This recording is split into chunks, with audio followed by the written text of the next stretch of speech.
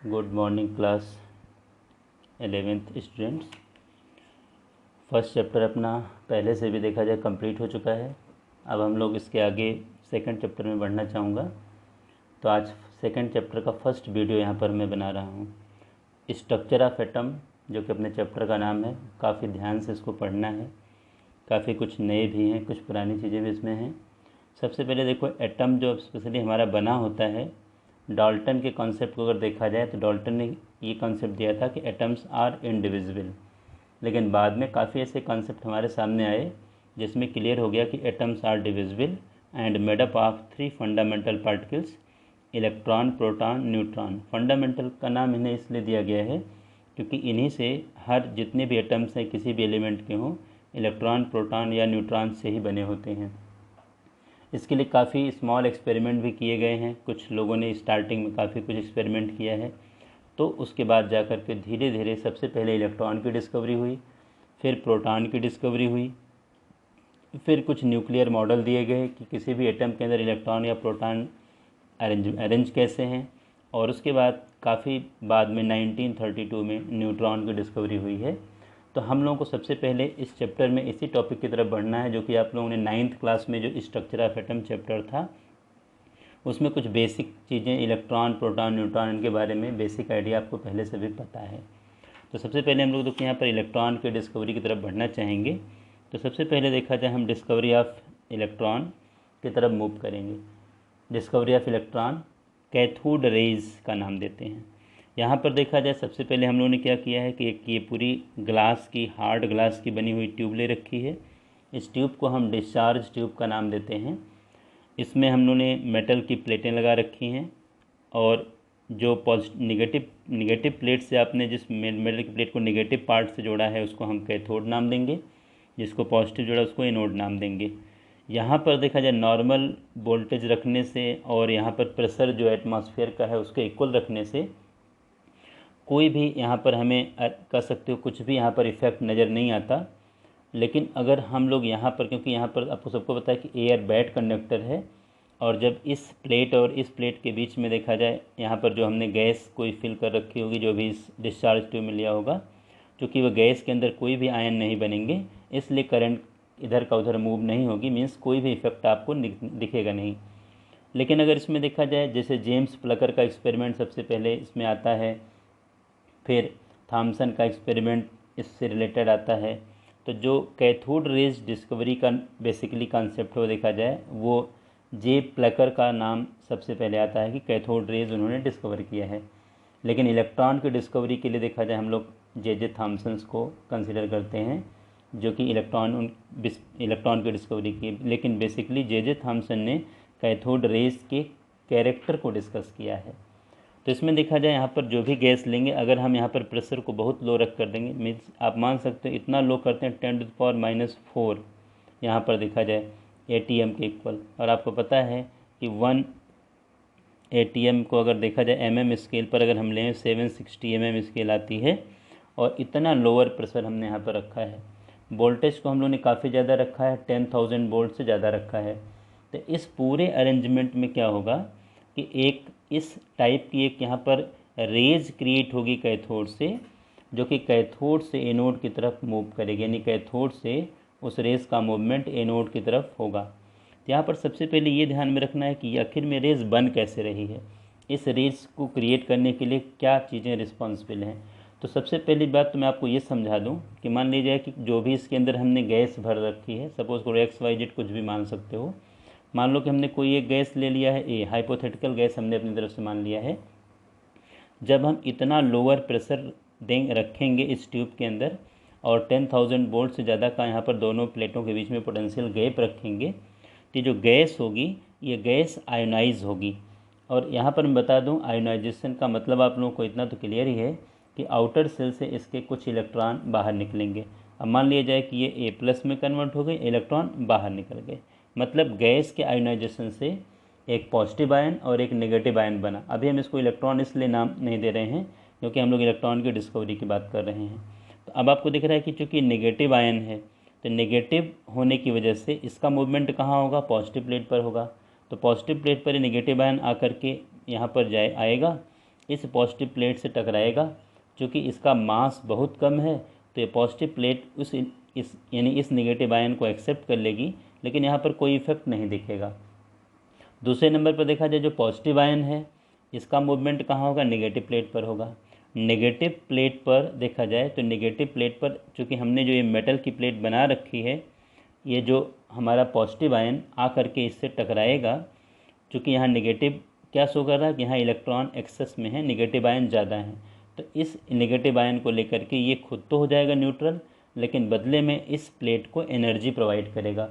धीरे धीरे जो हमारा प्लेट है एनर्जी लेते लेते एक्सेप्ट करते करते इतना एक्साइटेड हो जाएगा, क्योंकि यहाँ पर जो हम लोगों ने एक हाइपोथेटिकल पॉजिटिव आयन माना इसका मास ज़्यादा है, तो मास ज़्यादा होने की वजह से आपको पता है काइनेटिक एनर्जी ज़्यादा होगी, क्योंकि काइनेटिक एनर्जी का फार्मूला सबको पता है कि ½ mv² है। मतलब मास अगर बहुत ज़्यादा है तो काइनेटिक एनर्जी की वैल्यू ज़्यादा आएगी। तो मेरे कहने का मतलब क्या है कि प्लेट जो है यहाँ पर जो हमने यहाँ पर बना रखी है, ये पॉजिटिवली चार्ज जो निगेटिव चार्ज प्लेट है, पॉजिटिव आयन के आने से पॉजिटिव आयन तो इसका निगेटिव आयन लेकर के न्यूट्रल हो जाएगा, लेकिन इसको कह सकते हो कि एनर्जी देगा। धीरे धीरे जो प्लेट हो ये भी तो किसी एटम की ही बनी होगी। अगर मान लो यहाँ पर मैंने कॉपर की प्लेट लगा रखी है, सिल्वर की, गोल्ड की, किसी चीज़ मेटल के लिए प्लेट ले रखी है, तो प्लेट में भी तो काफ़ी एटम होंगे जो कि उस पूरे प्लेट को बना रहे होंगे। तो मेरे कहने का पर्पज़ क्या है कि यहाँ पर जो एटम स्पेशली ये इस प्लेट में हैं वो आयोनाइज हो जाएंगे और वो निगेटिव आयन रिलीज़ करेंगे, और वही निगेटिव आयन देखा जाए यहाँ से इस प्लेट से रिलीज़ होकर के पॉजिटिव की तरफ, मतलब यहाँ पर देखा जाए इस प्लेट की तरफ मूव करेंगी। तो इस सिंपल डिस्कवरी के थ्रू, इस सिंपल कह सकते हैं एक्टिविटी के थ्रू हम लोग इलेक्ट्रॉन की डिस्कवरी की तरफ बढ़ सकते हैं। यानी इलेक्ट्रॉन की डिस्कवरी इस तरीके से हुई है। चूँकि ये रेस कैथोड से क्रिएट हुई है और एनोड की तरफ मूव कर रही है, इसीलिए इसको हम लोग कैथोड रेस का भी नाम देते हैं स्पेशली, कि ये कैथोड रेज हैं जो कैथोड से रिलीज़ हुई हैं। लेकिन ध्यान रखना इसमें यहाँ पर जो गैस ली गई है, गैस के पॉजिटिव आयन के इस कैथोड से टकराने के बाद पॉजिटिव आयन इलेक्ट्रॉन लेकर के तो नेगेटिव चार्ज एक्सेप्ट करके खुद तो न्यूट्रल हो जाएगा, लेकिन बदले में प्लेट इतना एक्साइटेड कर देगा कि एक्साइटेड होने के बाद ये प्लेट खुद नेगेटिव आयन रिलीज़ करेंगी, और वही नेगेटिव आयन देखा जाए एक बीम के फॉर्म में इस तरह से इन्हीं एनोड तक आएंगे, और एनोड पर आकर के चूँकि एक्सेप्ट हो जाएंगे क्योंकि वो नेगेटिव है और एनोड पर नेगेटिव आयन की कमी है। तो हम यहाँ पर नेगेटिव आयन को इलेक्ट्रॉन नाम बाद में देंगे, लेकिन अभी हम लोग इलेक्ट्रॉन वर्ड यूज़ इसीलिए नहीं कर रहे हैं बार बार, जिसकी बात मैं करना चाह रहा हूँ। तो इस एक्टिविटी को आप लोगों को अच्छी तरह से समझना है, ध्यान में रखना है। किसी किसी बुक में तो इन्होंने ये भी बना रखा है कि यहाँ पर जो हमने गैस ले रखी है, जो पॉजिटिव आयन जब आएगा और जब ये नेगेटिव प्लेट की तरफ मूव कर रहा होगा तो रास्ते में जो गैस होगी उसको आयनाइज कर देगा, और वो गैस आयनाइज होकर के जो नेगेटिव आयन क्रिएट करेंगी वही कैथोड रेज बनाएंगी। लेकिन सबसे बेटर कॉन्सेप्ट इसमें यही है कि जो पॉजिटिव आयन इस प्लेट से आकर टकराएगा, प्लेट एक्साइटेड होकर के जो नेगेटिव आयन रिलीज़ करेगी और वो बिग बीम के फॉर्म में एनोड की तरफ जाएगी, उसी को चूँकि कैथोड से क्रिएटेड रेज है इसीलिए हम कैथोड रेज का नाम देंगे। और आगे इसके नेचर की स्टडी हम लोग 1 बाय 1 आगे स्टार्ट करेंगे। तो इसमें थोड़ा सा आप लोगों को टाइम देना पड़ेगा, अच्छी तरह से इसको पढ़ना। छोटी चीज़ें हैं, एक बार सेट हो गई दिमाग में तो फिर नहीं भूलेंगी। अगले स्टेप में हम लोग प्रॉपर्टीज़ ऑफ कैथोड रेज की तरफ डिस्कस करना चाहेंगे। Cathode rays travel in a straight line. ध्यान देना, कैथोड रेज जो भी होंगी स्ट्रेट लाइन में मूव करेंगी। इस एक्सपेरिमेंट को, इसको प्रूफ करने के लिए क्या किया गया, बीच में देखिए एक व्हील, एक इसी तरह से हमने ओपेक ऑब्जेक्ट लगा रखे हैं यहाँ पर, और जब कैथोड रेज यहाँ से यहाँ आएगी तो ओपेक ऑब्जेक्ट क्या करेगा, क्योंकि उसको यहीं पर रोक लेगा, कैथोड रेज को यहाँ पर रोक लेगा। तो जब ओपेक ऑब्जेक्ट की वजह से कैथोड रेज यहाँ रुक जाएंगी क्योंकि स्ट्रेट लाइन में जा रही हैं, तो इस कैथोड रे, इस ओपेक ऑब्जेक्ट का इमेज यहाँ पर हमें आगे चल कर के मिलेगा। तो चूँकि इमेज का बनना ये प्रूफ कर रहा है क्योंकि कैथोड रेज जो है एक स्ट्रेट लाइन में मूव कर रही है, क्योंकि इस ओपेक ऑब्जेक्ट की इमेज इस साइड में बनेगी क्योंकि कैथोड रेज यहीं पर तो रुक गई इसकी वजह से। तो आप इस एक्सपेरिमेंट से बता सकते हो कि कैथोड रेज स्ट्रेट लाइन में मूव करती हैं। अगले एक्सपेरिमेंट की तरफ मैं बढ़ना चाहूँगा। When cathode rays are focused on thin metal foil it get heated up. अगर हम कैथोड रेज को किसी पतले मेटल के फॉयल के ऊपर फोकस कर दें, उसके ऊपर पास गिरा दें अगर, तो वो क्या होगी कि हीटेड हो जाएंगे, क्योंकि चूँकि ये पार्टिकल की बनी हुई रेज हैं इनमें मास है, इसलिए इनके अंदर काइनेटिक एनर्जी है। तो काइनेटिक एनर्जी उस मेटल की थिन प्लेट को जब मिलेगी तो धीरे धीरे देखिए उसका टेम्परेचर इंक्रीज़ हो जाएगा। Cathode rays consist of material particle. इस चीज़ को प्रूफ करने के लिए यहाँ पर देखा जाए सिंपली हम लोगों ने एक पिन व्हील लगा रखा है। ये पूरा अरेंजमेंट हमने कर रखा है वही जो हमारा डिस्चार्ज ट्यूब बना है इसका एक्सपेरिमेंट का ऊपर। यहाँ पर भी देखा जाए जब कैथोड रेज आएंगी और इस तरह से और इस पिन व्हील से टकराएंगी, बिल्कुल लाइट पिन व्हील है, तो ये पिन व्हील क्या करेगी, रोटेट करने लगेगी, क्योंकि इस पिन व्हील को एनर्जी मिलेगी और इसके अंदर रोटेशन स्टार्ट हो जाएगा।